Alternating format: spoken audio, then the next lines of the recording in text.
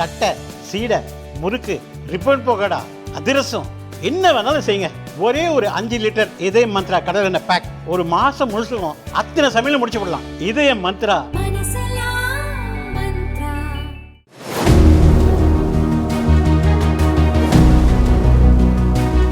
2024 ஆண்டு வங்கதேசத்தில் நடைபெற்ற மாணவர் போராட்டம் அந்நாட்டின் ஆட்சி அதிகாரத்தையே உலுக்கியது. அரசு பணிகளில் அறிமுகம் செய்யப்பட்ட புதிய இடஒதுக்கீட்டை எதிர்த்துதான் இந்த வன்முறை அரங்கேறியது. பிரதமர் பதவியை ராஜினாமா செய்த ஷேக் ஹசீனா இந்தியாவில் தஞ்சமடைந்தார். ஆட்சி கவிழ்ப்பின் பின்னணியில் பாகிஸ்தானின் லஷ்கர்-இ தொய்பா பயங்கரவாத அமைப்பு இருப்பதாக அவர்களே ஒப்புக்கொண்டனர்.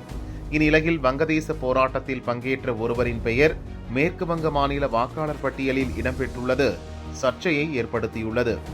அந்த போராட்டக்காரரின் பெயர் காக்திப் தொகுதி வாக்காளர் பட்டியலில் இடம்பெற்றுள்ளது.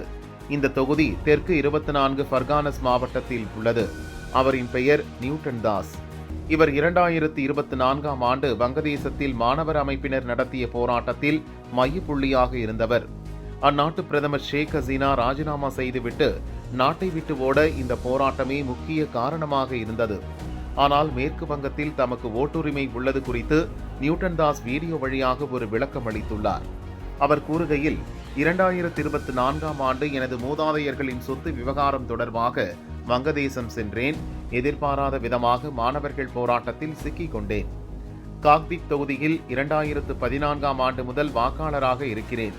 2017 ஆண்டு எனது வாக்காளர் அடையாள அட்டை தொலைந்து போய்விட்டது. உள்ளூர் திரிணாமுல் கட்சி எம்எல்ஏ உதவியுடன் புதிய வாக்காளர் அட்டையை பெற்றுவிட்டேன். 2016 ஆண்டு மேற்கு வங்க தேர்தலின் போது ஓட்டும் போட்டுள்ளேன் என அவர் கூறினார். இந்த பிரச்சினைக்கு திரிணாமுல் காங்கிரஸ் கட்சிதான் காரணம் என்று பாரதிய ஜனதா குற்றம் சாட்டியுள்ளது.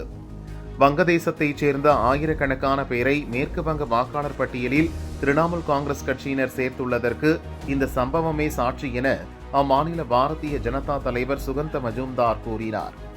குறிப்பிட்ட அந்த நபருக்கு இரு நாடுகளிலும் ஓட்டுரிமை இருப்பது விசாரணையில் தெரிய வந்துள்ளது. வங்கதேசத்தைச் சேர்ந்த பலர் இங்கு வாக்காளர் பட்டியலில் திரிணாமுல் கட்சியினரால் சேர்க்கப்படுவது தொடர்ந்து நடக்கிறது. வங்கதேசத்தைச் சேர்ந்த பயங்கரவாத அமைப்பின் முக்கிய நிர்வாகியான அன்சருல்லா பங்களாவின் பெயர் முர்ஷிதாபாத் மாவட்ட வாக்காளர் பட்டியலில் இடம்பெற்றுள்ளது என பாரதிய ஜனதா மூத்த தலைவரான சுவேந்து அதிகாரி கூறினார். குற்றச்சாட்டுகளை திரிணாமுல் காங்கிரஸ் கட்சியினர் மறுத்துள்ளனர்.